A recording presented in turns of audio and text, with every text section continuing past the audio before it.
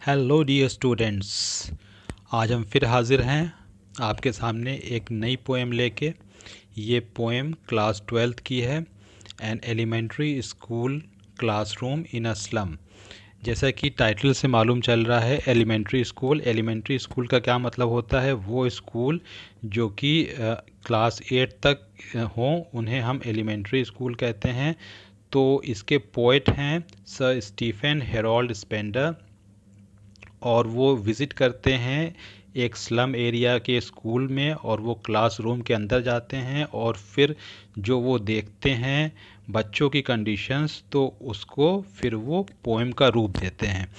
तो before we start, उससे पहले थोड़ा सा इंट्रोडक्शन मैं दे दूं आप लोगों को कि ये जो पोएट हैं स्टीफन स्पेंडर साहब, ये ज़्यादातर सोशल इनजस्टिस पे और क्लास इनइक्वालिटीज़ पे ही इन्होंने लिखा है। और इन्होंने इस पोएम के ज़रिए हमें ये बताया है कि कितनी पैथेटिक कंडीशन होती है उन चिल्ड्रंस की जो कि स्लम्स में रहते हैं और वो अपनी लाइफ को फुली एंजॉय नहीं कर पाते हैं। उनकी सारी दुनिया स्लम ही होती है और वो उस स्लम से सारा जीवन बाहर नहीं निकल पाते हैं। और अगर कोई बच्चा निकलना चाहे भी तो उसके पास रिसोर्सेज नहीं है, उसके पास संसाधन नहीं है, संसाधनों का अभाव है, उसके पास पैसे नहीं है, फाइनेंशियली वीक है, पॉवर्टी है मतलब गरीबी है, और डिज़ीज़ चिल्ड्रंस हैं, और डिज़ीज़ की वजह से उनकी बॉडीज़ में वेरियस डिफ़ॉर्मिटीज़ आ गई हैं, उनके फेसेस जो हैं वो डल लुकिंग है। तो इस तरह से जो समाज में स्लम पीपल और स्लम चिल्ड्रन स्पेशली को आइसोलेट किया जाता है, तो ये बात किसी भी समाज के लिए अच्छी नहीं है और हमारे लिए भी अच्छी नहीं है। और पोएट ने ये भी बताने की कोशिश की है कि हम इस पोएम के ज़रिए कि हम कैसे इन लोगों की हेल्प कर सकते हैं। और कोई ना कोई को और ऑर्गेनाइजेशंस को, इंस्टीट्यूशंस को सामने आना ही पड़ेगा। अब जैसा कि ज़्यादातर आजकल के बुक्स में आपने देखा होगा कि शुरुआती पेजेस में कि हमारे कॉन्स्टिट्यूशन का प्रियम्बल लिखा होता है, और प्रियम्बल में साफ साफ ये कहा गया है कि हमें जो ये कॉन्स्टिट्यूशन भारत के लोगों को क्या देता है? जस्टिस देता है। तो जस्टिस मतलब न्याय। तो न्याय कैसा होना चाहिए? ये सोशल, इकोनॉमिक और पॉलिटिकल होना चाहिए। तीनों तरह से न्याय देना चाहिए लोगों को, सामाजिक तौर पे, आर्थिक तौर पे और राजनीतिक तौर पे। मीन समाज में इनको हम अलग थलग नहीं करें, इनको इकोनॉमिक जस्टिस दें, मीन्स इनको एम्प्लॉयमेंट और जॉब अपॉर्चुनिटीज़ दें, और पॉलिटिकल जस्टिस मीन्स इनके लिए डोनेशंस दे गवर्नमेंट, इनके लिए बजट अलॉट करे। और ऐसा होता भी है, गवर्नमेंट करती है और कर रही है।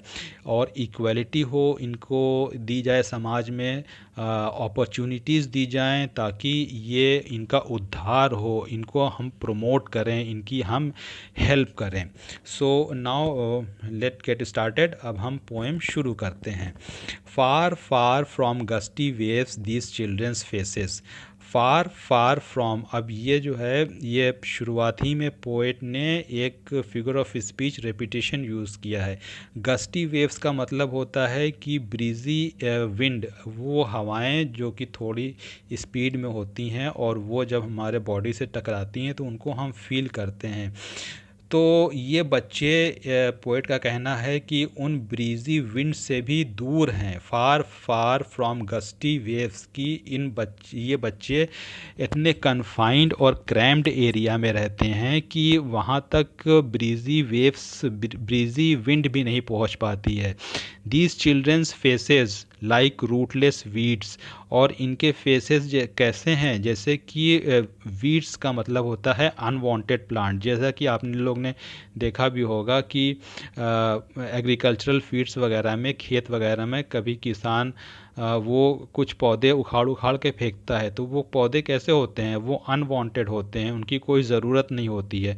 तो इसी तरह से ऐसा लगता है कि समाज में ये स्लम चिल्ड्रंस हैं, इनकी कोई ज़रूरत नहीं है। पोएट ने यहाँ बच्चों को रूटलेस वीड्स से कंपेयर किया है, और एक रूटलेस वीड से ये मतलब भी निकलता है कि इनके जो हेयर्स हैं, the hairs torn around their pallor, pallor means होता है कि डल या पेल फेस, कि इनके जो बाल हैं वो लंबे हो गए हैं, इन्होंने अपने बाल ट्रिम नहीं करवाए हैं, और वो इनके पैलर तक आता है, मीन्स इनके डल लुकिंग फेस तक आता है। अब इनका फेस डल लुकिंग क्यों है? क्योंकि जो यंग स्टेज होती है, जो टीनेज की स्टेज होती है, बच्चों की स्टेज होती है, वो तो उनके चेहरे ग्लो करते हैं, उनके शाइनी फेसेस होते हैं। लेकिन ड्यू टू माल न्यूट्रिशन और ड्यू टू पुअर डाइट और इम्प्रॉपर डाइट इनके चेहरे पीले पड़ गए हैं, इनके चेहरों पे कोई रौनक नहीं है। अब उसी क्लासरूम में पोएट एक लड़की को देखते हैं। वो लड़की कैसी रहती है? The tall girl with her weighted down head, एक लड़की है जो कि लंबी सी है और उसका सर जो है वो झुका हुआ है। अब उसका सर ये उसको शायद इस शर्म से भी झुका हुआ है कि हम लोग जो हैं वो स्लम चिल्ड्रन हैं, और उसका सर इसलिए भी झुका है, वो नज़र आ रहा है क्योंकि उसकी बॉडी जो है वो बहुत थिन है, और उसमें जो है वो उसका हेड विजिबल हो रहा है। अगर बॉडी में कुछ वेट हो तो सर इतना बड़ा नज़र नहीं आता है। लेकिन ये लड़की शर्म के मारे भी इसका सर झुका हुआ है, और ड्यू टू वेट लॉस की वजह से भी इसका सर in comparison to her body बड़ा दिखता है। फिर पोएट एक बच्चे को देखता है और कहता है कि the paper seeming boy with rats eye. अब यहाँ पोएट ने एक बच्चे को पेपर से कंपेयर कर दिया है। पेपर जो हमारे बुक्स और कॉपीज़ के जो पेपर होते हैं, तो वो कहते हैं पोएट कि बच्चा इतना लीन एंड थिन है, इतना पतला है, जैसे कि बुक्स के कॉपीज़ के जो पेजेस हैं, और उसकी आँखें जो हैं वो रैट्स आई है। तो अब रैट्स आई की ये भी खासियत होती है कि वो एक थोड़ी सी प्रोमिनेंट होती है, कि आप देखेंगे तो उसके हेड से थोड़ा सा आँख ज़रा सा उभरी हुई होती है, और उसकी आँख जो होती है वो हमेशा कुछ ना कुछ चीज़ों को ढूंढती है। अब रैट्स की आंखें क्या चीज़ ढूंढेंगी? जाहिर सी बात है वो खाना ढूंढती हैं। तो इसी तरह से वो लड़का था, वो पतला दुबला था, और पतला दुबला होने की वजह क्या थी? उसका कारण ये था कि वो भूखा था। जैसे कि रैट्स की आइज़ हंगर आइज़ होती हैं, वो हमेशा खाने को ढूंढती हैं। तो इसी से रैट आइज़ से पोएट ने उस बच्चे को कंपेयर किया है, उसकी आंखों को कंपेयर किया है। द स्टंटेड मीन्स होता है बौना, जिसकी हाइट ग्रो नहीं कर पाती है। अब ये बच्चा स्टंटेड क्यों है? ये भी माइल न्यूट्रिशन का शिकार है, इसे भी प्रॉपर डाइट नहीं मिल रही है। माइल न्यूट्रिशन वो होता है कि जब हमारी डाइट में कार्बोहाइड्रेट, विटामिन्स और प्रोटीन, मिनरल्स की जो मात्रा है वो प्रॉपर नहीं होती है, तो उससे क्या होती है? बॉडीज़ में डिफॉर्मिटी पैदा होती है। द स्टंटेड अनलकी ईयर, अब इसको एच को हम साइलेंट करेंगे, ईयर पढ़ेंगे। अब ईयर का मतलब क्या होता है कि उत्तराधिकारी, जिसको इंग्लिश में सक्सेसर कहते हैं। अब इसको ऐसे समझिए कि जैसे राजा है, तो राजा के बाद राजा कौन बनेगा? उसका बेटा बनेगा। तो उसका बेटा को हम क्या कहेंगे? इंग्लिश में ईयर कहेंगे, सक्सेसर, उत्तराधिकारी। The stunted unlucky ear of twisted bones reciting a father's gnarled disease, his lesson from his desk। अब यहाँ पोएट कहते हैं कि एक बौना बच्चा है, और साथ ही साथ उसकी जो हड्डियाँ हैं बॉडी की वो ट्विस्टेड हैं, टेढ़ी हो गई हैं। अब ये भी क्या है? टेढ़ी क्यों हुई है? जाहिर सी बात है कैल्शियम वगैरह उसको प्रॉपर नहीं मिला होगा, माइल न्यूट्रिशन का शिकार है, प्रॉपर डाइट नहीं मिल रही है।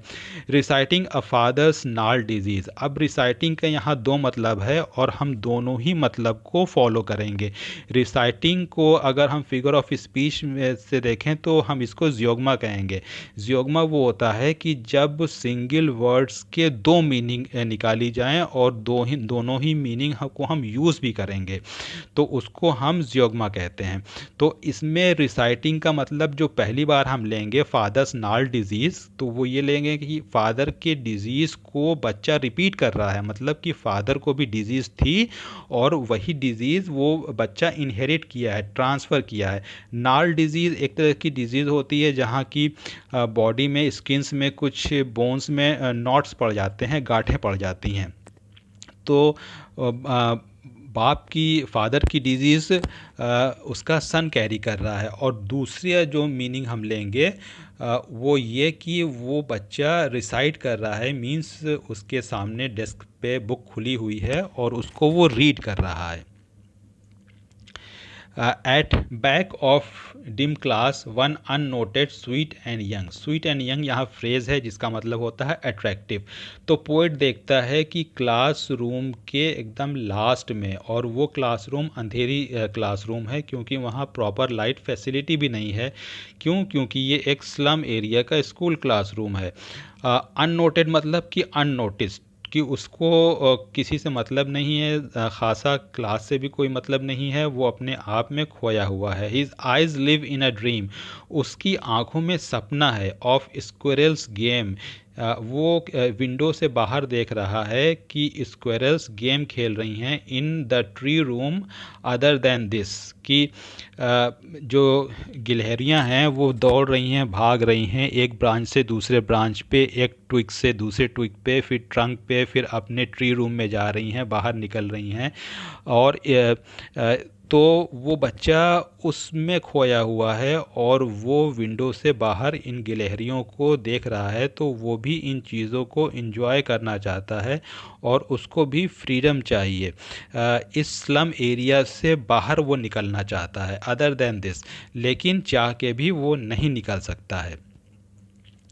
अब हम लोग सेकेंड स्टैंजा पे पहुंचते हैं। सेकेंड स्टैंजा में पोएट कहते हैं कि ऑन सार क्रीम वॉल्स, की जो क्लासरूम की वॉल्स हैं वो ऑफ वाइट येलोइश कलर की हो गई हैं।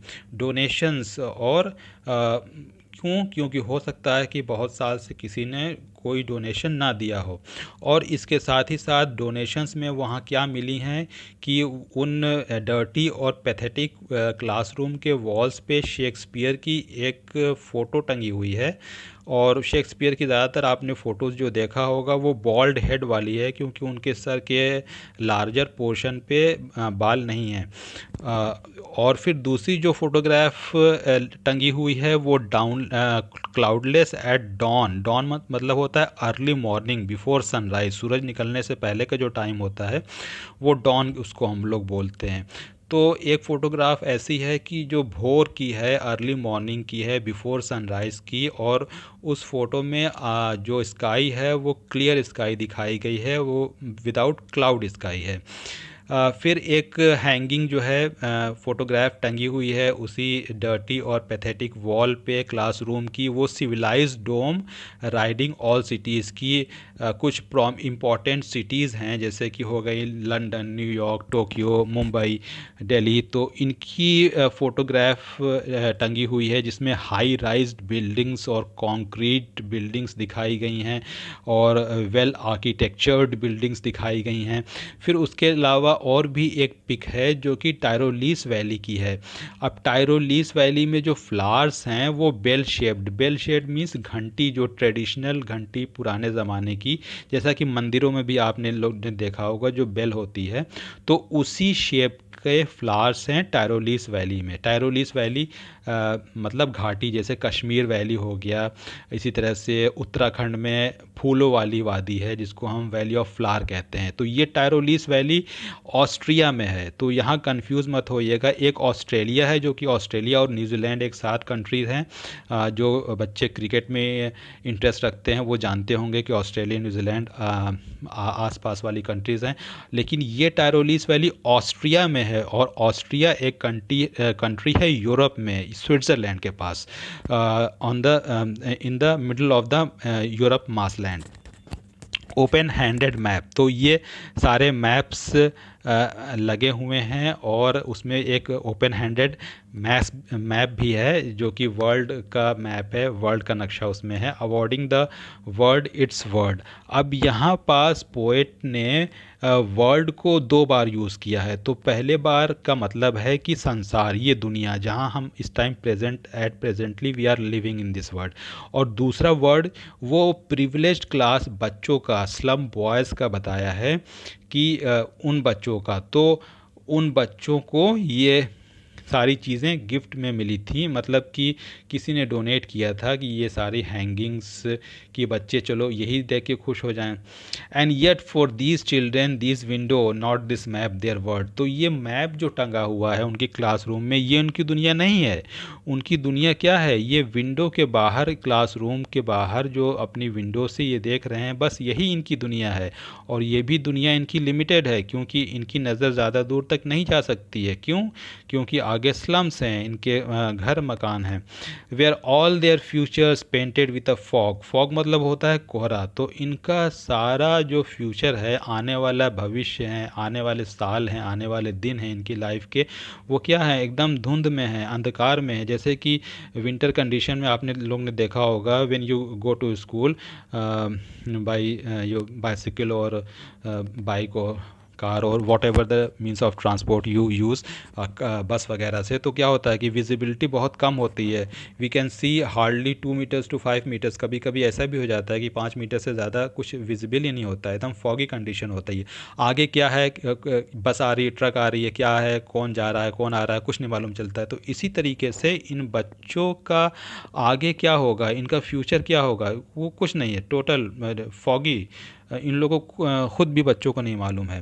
अ narrow street sealed in with a lead sky. और लेड स्काई, लेड का यहाँ मतलब होता है ग्रे एंड डल स्काई, और सील्ड का मतलब होता है ब्लॉक। तो ये जो अगर इनके जो अगर ये आसमान की तरफ नज़र उठा के देखें तो क्या देखेंगे? डल ग्रे स्काई देखेंगे। मतलब कि इनका जो फ्यूचर है वो टोटल डार्कनेस है।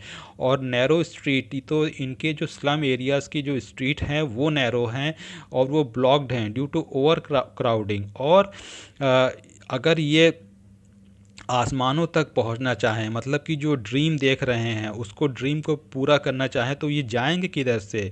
क्योंकि इनके पास जो इनकी जो स्ट्रीट है, नैरो स्ट्रीट, वो भी ब्लॉक्ड हैं। इनके पास संसाधन नहीं है, रिसोर्सेज नहीं है। और ये जो सपना देख रहे हैं वो उसको स्काई कहा गया है। तो वो स्काई भी वो डल एंड ग्रे है और इनके पास संसाधन भी नहीं है क्योंकि इनकी जो स्ट्रीट है वो सील्ड है, ब्लॉक्ड है। फार फार फ्रॉम। अब इसको पोएट ने दूसरी बार यूज़ किया है। रिमेंबर, ये यहीं से पोएम स्टार्ट हुई थी।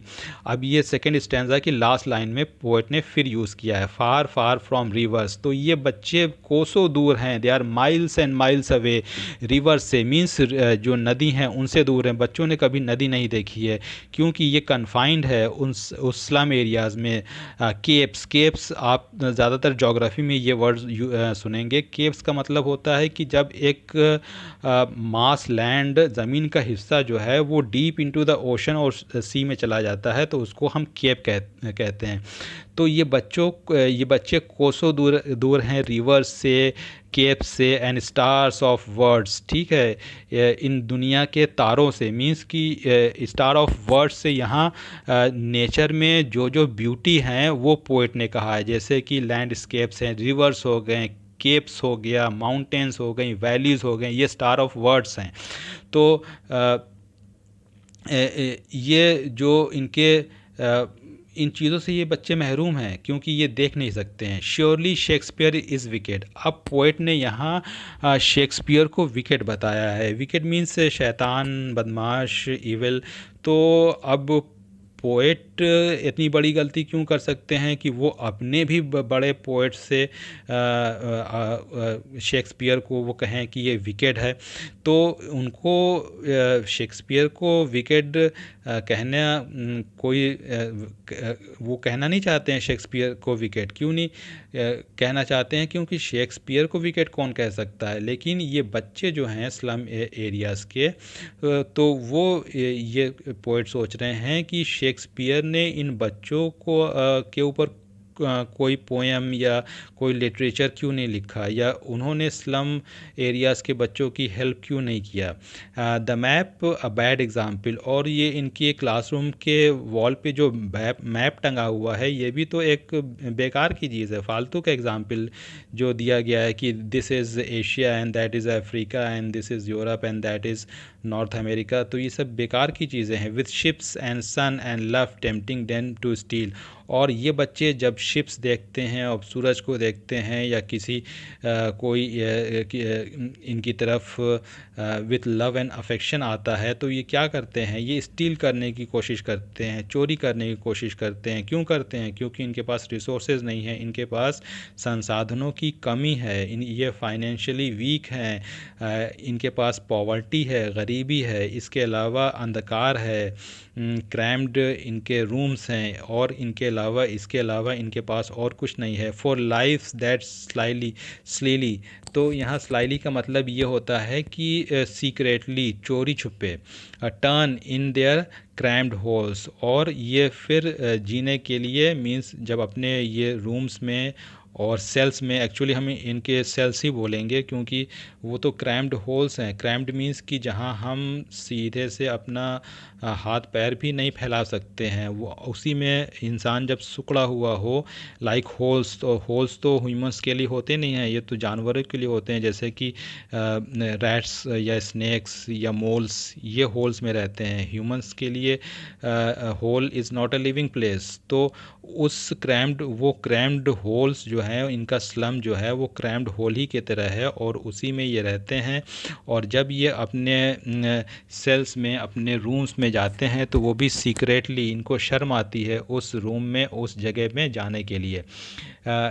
तो फिर आगे हम लोग देखते हैं from fog to endless night. तो अब क्या है कि ये बस फॉग से लेके एंडलेस नाइट तक है, कि मतलब सुबह से लेके जब इनकी सुबह होती है तो वही धुंध भरी सुबह होती है, और जब रात होती है तो वो अंधेरी रात हो जाती है, और वो ऐसा लगता है कि ये काली अंधेरी रात कभी ख़त्म नहीं होने वाली है। इस काली अंधेरी रात का क्या कभी सवेरा होगा, क्या सुबह होगी? ऐसा तो नहीं लगता है इन स्लम चिल्ड्रंस को देख के। On their slag heap, slag का यहाँ मतलब होता है कि रिफ्यूज, जो चीज़ अनवांटेड चीज़ होती है, जैसे कि कूड़ा वगैरह जो हम हमारी यूज़ की चीज़ नहीं होती, उसे हम फेंक देते हैं, उसे स्लैग बोलते हैं। हीप का मतलब होता है ढेर, तो ये क्या हो गया, ऑन देयर स्लैग हीप, तो मतलब कूड़े का ढेर पे इन बच्चों की ज़िंदगी गुजर रही है। These children wear skin pep through by bones, और इन बच्चों की जो स्किन है वो वेरी पेपरी स्किन है, बहुत पतली स्किन है, और उस स्किन से इनके अंदर के बोन्स नज़र आ रहे हैं। मीन्स कि there is no flesh between their skins and bones, skin और बीच के हड्डी के बीच में कोई फ्लैश है ही नहीं, क्योंकि ये सब मेल न्यूट्रिशंड हैं, इनको प्रॉपर डाइट वगैरह, खाना वगैरह मिल ही नहीं पाता है।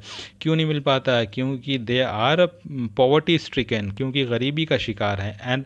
And spectacles of steel with मेंडेड glass, और कुछ बच्चे जो कि चश्मा पहने हुए हैं तो उनके चश्मे भी सोफिस्टिकेटेड नहीं है जैसे कि हम लोग के होते हैं, फाइबर्स वगैरह के, लाइट वेटेड। उनके जो हैं वो स्टील्स के हैं, जो कि बहुत अनकंफर्टेबल होते हैं यूज़ करने में, पहनने में। वो ईयर्स के पास फिर स्क्रैचेस वगैरह बन जाते हैं, हर्ट करते हैं। और उन स्पेक्टिकल्स के जो ग्लास हैं, जो शीशे हैं, वो अगर कभी टूट जाते हैं तो इनके पास इतने पैसे नहीं होते हैं कि उसको वो मेंड उसको वो नया ग्लास ले सकें, बल्कि वो क्या करते हैं कि उसी को रिपेयर करवाते हैं। मेंडेड मतलब होता है repaired, like bottles beads on stones. तो पोएट ने इनके मेंडेड ग्लास को किस चीज़ से कंपेयर किया है? Bottle bits. बॉटल मतलब कि ग्लास बॉटल, शीशे वाली बॉटल की अगर हम पत्थर पे तोड़ें तो क्या होंगे कि उसके ग्लासेस बिखर जाएंगे। तो इसी तरह से इनके जो स्पेक्टिकल्स के ग्लास हैं वो एक ही जगह नहीं टूटे हैं, वो कई पीसेज में हैं, टूट चुके हैं, लेकिन उसको ये मेंड करवा करवा के बच्चे उसको पहनते हैं। क्या करें, इसके अलावा उनके पास और कोई चारा भी नहीं है। All their time and space are foggy slum, उनका सारा समय सारा वक्त इसी धुंध भरी स्लम में गुजरता है। सो ब्लॉट देयर मैप्स, ब्लॉट का मतलब होता है मार्क करना, कोई निशान लगा देना, जैसे हम कभी सर्कल कर देते हैं बुक या कॉपी में, तो उसी तरह से ब्लॉट मतलब होता है निशान लगा देना। सो ब्लॉट देयर मैप्स, तो with slums as big as doom, की उस वर्ल्ड मैप पे इनके स्लम को भी तो मार्क करो, आइडेंटिफाई करो कि हाँ ये इनकी जगह है, ये जो पूरी दुनिया है वो इनकी जगह नहीं है, इनकी जगह क्या है, ये स्लम्स हैं। और वो as big as doom, as big as doom ये यहाँ सिमिली यूज़ किया गया है, पोएट ने सिमिली यूज़ किया है। तो डूम का मतलब इतना बड़ा जितना डूम। अब डूम क्या क्या मतलब होता है, यहाँ दो तीन मतलब होते हैं। डिज़ास्टर, कैटास्ट्रॉफ, जब बहुत भयानक तबाही आती है, जब आपने देखा होगा कि साइक्लोन वगैरह या टाइफून या हरिकेन वगैरह आता है, तो कोस्टल एरियाज़ में क्या होता है कि जैसे कैसे ही सारे मकान वहाँ के और शॉप्स वगैरह, ट्रीज़ वगैरह अपरूटेड होती हैं और सारे हाउसेस शैटर्ड हो जाते हैं। तो ये क्या है, ये डूम है, ये इन लोगों के लिए टोटल डिज़ास्टर है, ये इनका स्लम। और इसका एक मतलब होता है डेथ। हाँ, तो अब ये क्या है इनके आगे, फिर इसके आगे इनकी लाइफ में क्या है, डेथ ही है। अब लास्ट स्टैंजा में पोएट थोड़ी सी उम्मीद जगाने की कोशिश करते हैं और ये कहते हैं कि अनलेस गवर्नर इंस्पेक्टर विजिटर, कि कोई तो आए, और कोई जैसे कि कोई अधिकारी आए, कोई ऑफिसर आए, कोई सर्वेयर आए, इनके एरिया को सर्वे करे, कोई एनजीओज़ आएँ, इंस्पेक्टर्स आएँ, देखें इनकी पैथेटिक कंडीशन, इनके उद्धार के लिए कुछ करे, एडमिनिस्ट्रेशन कुछ करे। This map becomes their window and these windows that shut upon their lives like catacomb. Catacomb का यहाँ मतलब होता है कि जो अंडरग्राउंड तहखाने होते हैं और वो अंडरग्राउंड सिमेट्रीज होती हैं, मींस अंडरग्राउंड कब्रें होती हैं। ये ज़्यादातर अभी तो शायद उतना ना हो, लेकिन way back 100 and 200 years ago जो पहले वर्शिप प्लेसेस हुआ करती थी, तो वहाँ वर्शिप प्लेसेस में फिर वो सीढ़ियाँ नीचे जाती थीं और वहाँ वो तहखाना होता था और वहाँ कब्रें होती थीं।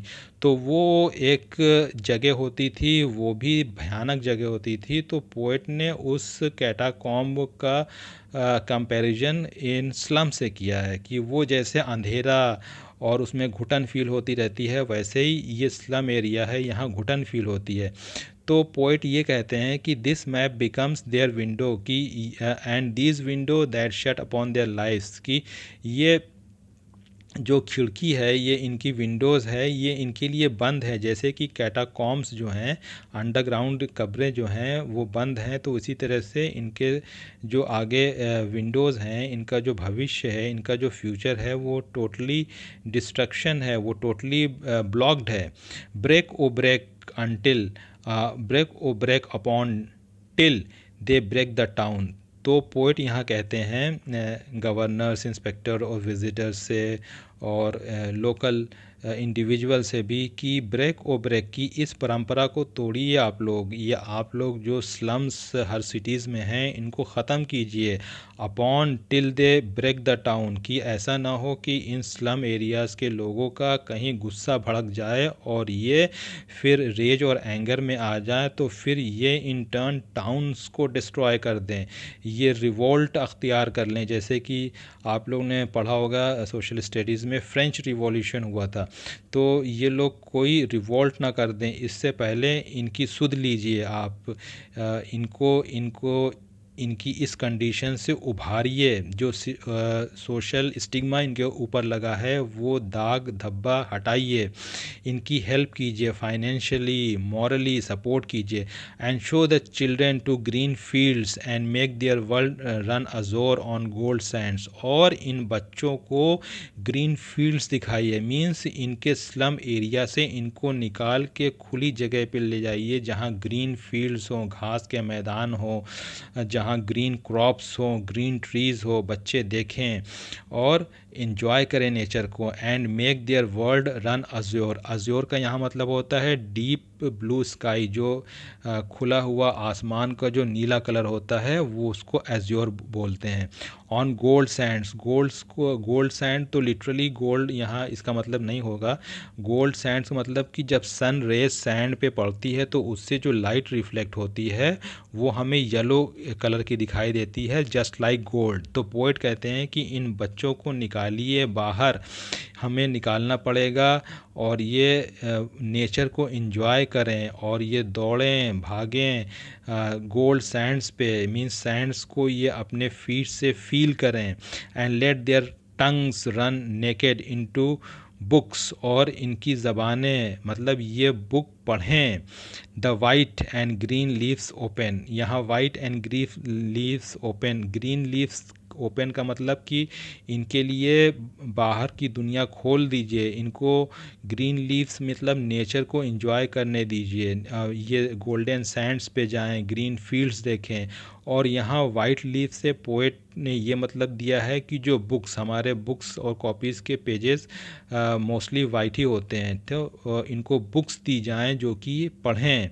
मतलब बुक्स अब कैसे देगा, कोई ना कोई फाइनेंशियल हेल्प या सपोर्ट होना चाहिए, या कोई ना कोई एजेंडा होना चाहिए जिसके तहत इन लोगों का उद्धार किया जाए। तो इन लोगों को बुक्स देनी चाहिए, वाइट लीव्स और ग्रीन लीव्स, मतलब इनको बाहर की दुनिया में आप निकालिए।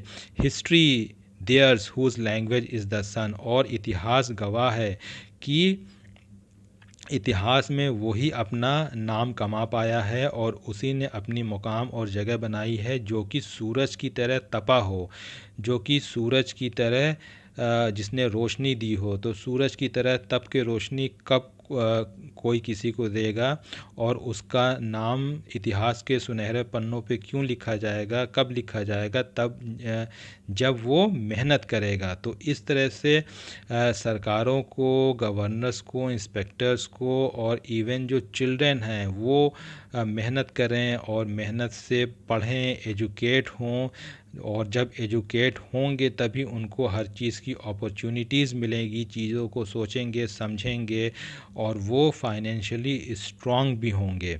तो यहाँ ये पोएम का एक्सप्लेनेशन ख़त्म होता है। ये पोएम एक बहुत ही रिच पोएम थी, और रिच इन द सेंस कि इसमें बहुत से ऐसे फिगर ऑफ स्पीचेस जो आगे चल के हम बताने वाले हैं अभी फ़ौरन ही यूज़ हुए हैं, जो कि दे आर सेल्डम यूज्ड। और इसी तरह से इसमें बहुत से ऐसे टिपिकल वर्ड्स भी यूज़ हुए हैं जैसे कैटाकॉम्स वगैरह, जो कि बहुत ही कम यूज़ होते हैं। आइए पोएट के बारे में देखते हैं। इनका पूरा नाम सर स्टीफन हेरोल्ड स्पेंडर था। He was born in 1909 and died in 1995 London. तो लंदन में ये पैदा भी हुए थे और लंदन में इनकी डेथ भी हुई थी। ये पोएट थे, नॉवेलिस्ट थे, और ये लिखा करते थे समाज में जो अन्याय होता है उसके खिलाफ, और जो भेदभाव है ज़ात पात का, इनइक्वालिटी है, जो क्लास स्ट्रगल है, उसके ऊपर लिखा करते थे। और इन्हें गोल्डन पेन अवार्ड मिला था 1995 में। ये पेन अवार्ड जो है वो ब्रिटिश गवर्नमेंट देती है, और ये ब्रिटिशर्स को ही देती है, जो कि लिटरेरी वर्ड में जिसने कुछ डिस्टिंग्विश सर्विसेज दी हो अपनी पूरी ज़िंदगी, तो उसी को ये मिलता है। और ये अवार्ड 1993 में इंट्रोड्यूस किया गया था। इसके अलावा एक और भी चीज़ है जिसको हमने नहीं लिखा है, लेकिन सिर्फ बता देते हैं क्योंकि आपके पॉइंट ऑफ व्यू से वो ज़्यादा इम्पोर्टेंट नहीं है, कि 1965 में इन्हें पोएट लॉरिएट का कंसल्टेंट भी अपॉइंट किया गया था यूएस लाइब्रेरी कांग्रेस ने। अब आइए कुछ मीनिंग देखते हैं जो कि इस पोएम में अकॉर्डिंग टू मी वो हार्ड थी, वो टेम्पटिंग मतलब कि किसी को अपनी तरफ रिझाना। जैसे कि जब कोई भी आता था तो स्लम के बच्चे क्या करते थे, स्टील करने की कोशिश करते हैं। स्लाइली मतलब चुपके से कोई देखने ना पाए। रिसाइटिंग मतलब रिपीट करना या रीड करना। अवॉर्डिंग मतलब कोई चीज़ देना, एलोकेट करना। वीड्स मतलब अनवांटेड प्लांट, ऐसी चीज़ें, ऐसे प्लांट्स जिनकी कोई ज़रूरत नहीं होती है। यहाँ पोइट ने बच्चों से कंपेयर किया था।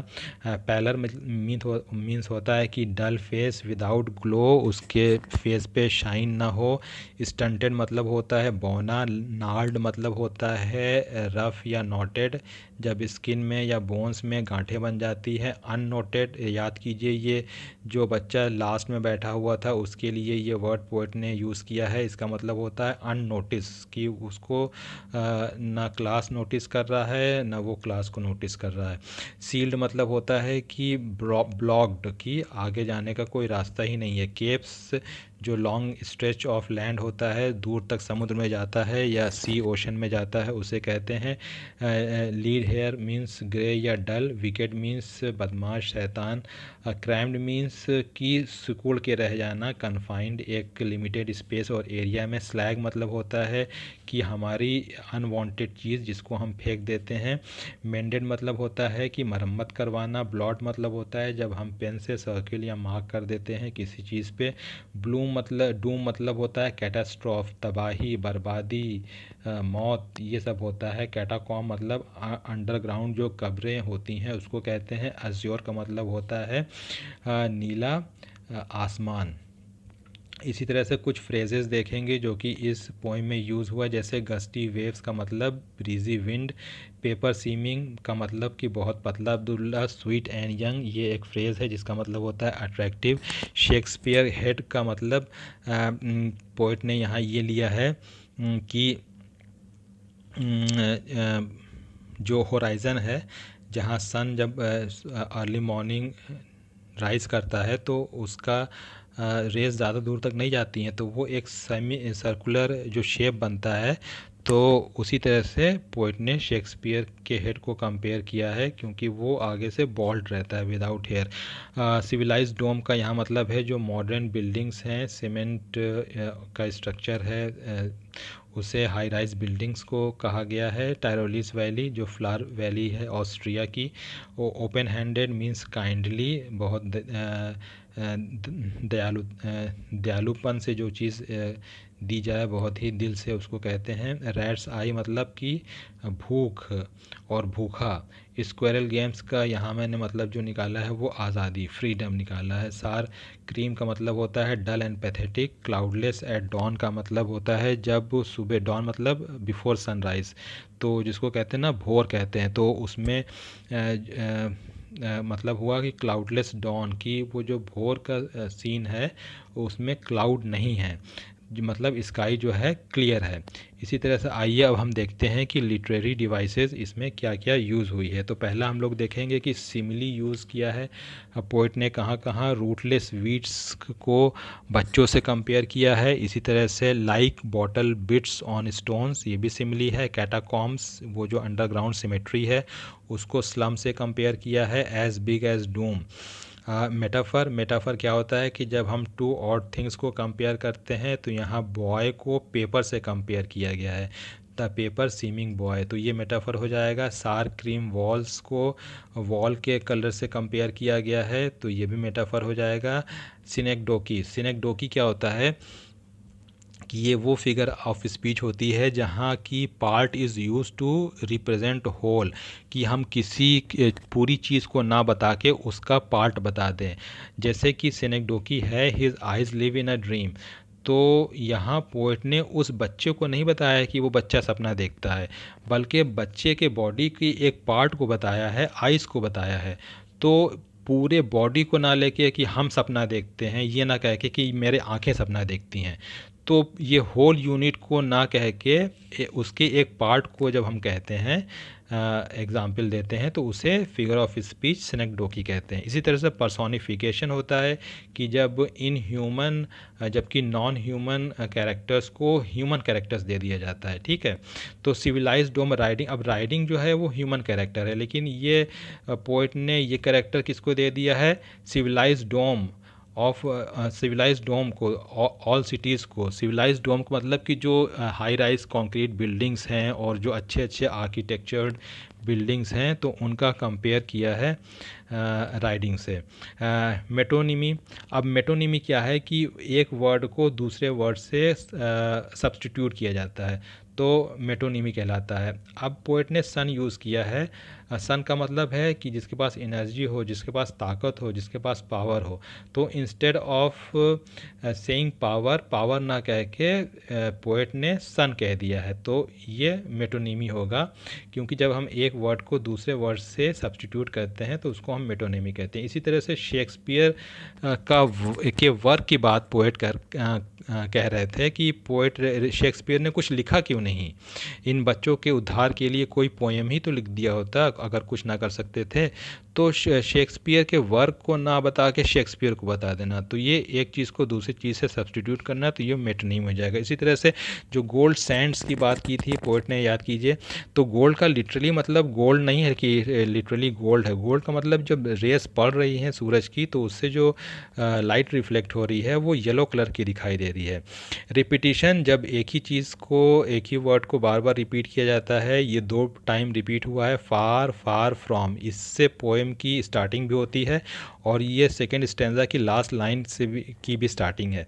इसी तरह से एलूजन, एलूजन मतलब क्या होता है कि जब हम किसी फेमस पर्सनालिटी को का मेंशन पोएम में करते हैं या फेमस प्लेस का, तो उसको हम एलूजन कहते हैं। जैसे कि शेक्सपियर और टायरोलिस वैली की को मेंशन किया है पोएट ने, तो ये एलूजन कहलाएगा। एलिट्रेशन, कॉन्जिक्यूटिव वर्ड्स के एक ही लाइन के जो पहले होते हैं वो अगर एक जैसे हों तो उसको हम एलिट्रेशन कहेंगे। फ्रॉम फॉग में एफ है, बॉटल बिट्स में बी एलिट्रेशन है। एनाफोरा, एनाफोरा भी एक फिगर ऑफ स्पीच है जहाँ की रिपीटिशन ऑफ वर्ड्स होते हैं, और इसमें जो रन यूज़ किया गया है 2 बार लास्ट स्टैंजा में, तो ये एनाफोरा हो जाएगा, रन रन। ये 30 और 31 लाइन में यूज़ हुआ है। इसी तरह से एंजैममेंट, जहाँ की कोई पंक्चुएशन मार्क नहीं होता है और एक लाइन का सेंस वो दूसरे लाइन में जाता है, तो इसी तरह से कई जगह पोएट ने एंजैममेंट यूज़ किया है। राइम स्कीम जो है वो फ्री वर्स है, मतलब कि इसमें कोई पैटर्न नहीं है। अगर हम सेंट्रल आइडिया या थीम की बात करें तो इस पोएम का सेंट्रल आइडिया या थीम क्या है कि अनजस्ट और prejudicial treatment of different categories of children depriving a section of humans specially children on class identity is inhuman, कि जो हम भेदभाव रखते हैं, जो हम न्याय नहीं करते हैं, जो हम अनजस्ट हैं। प्रीजुडिशियल मतलब होता है हार्मफुल, जो हम एक तरह से हर्ट करते हैं दूसरों को, जो ट्रीटमेंट देते हैं वो उनके लिए हार्मफुल होता है।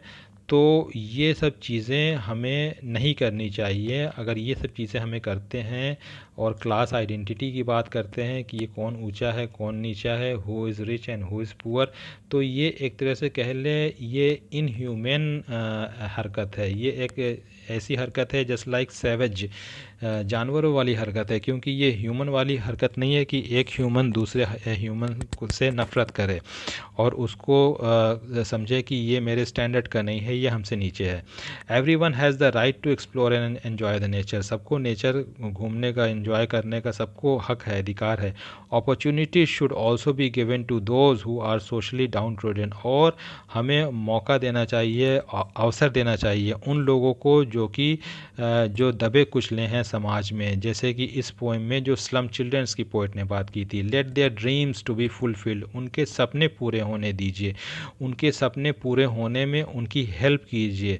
डोंट आइसोलेट देम, उनको अलग थलग मत छोड़िए, उनको अनदेखा मत कीजिए। विजिट देम, जाइए उनसे मिलिए, उनको बुलाइए, उनका सपोर्ट कीजिए मॉरली और फाइनेंशियली, मॉनेटरीली। एजुकेट देम, उनको पढ़ाइए, उनको नॉलेज दीजिए, so that these children may have better future, ताकि शायद इनका भविष्य जो है आगे चल के सुधरे और इनका भविष्य अच्छा बने। तो एज अ ह्यूमन और एज इंडिविजुअल हम लोग को भी ये कोशिश करनी चाहिए। सो यहाँ ये पोएम एंड होती है। इसका सारा कुछ मैंने बहुत ही डिटेल्ड वे में बताया है, इसका literary devices, meaning, phrases. So dear students, अगर इसी की तरह से आपको और भी वीडियोस चाहिए तो ये मेरे चैनल को देखते रहिए और ये वीडियोस को शेयर कीजिए अपने फ्रेंड्स के साथ और ख़ुद सब्सक्राइब कीजिए और उनको भी बोलिए कि चैनल को सब्सक्राइब करने के लिए। Bye for now.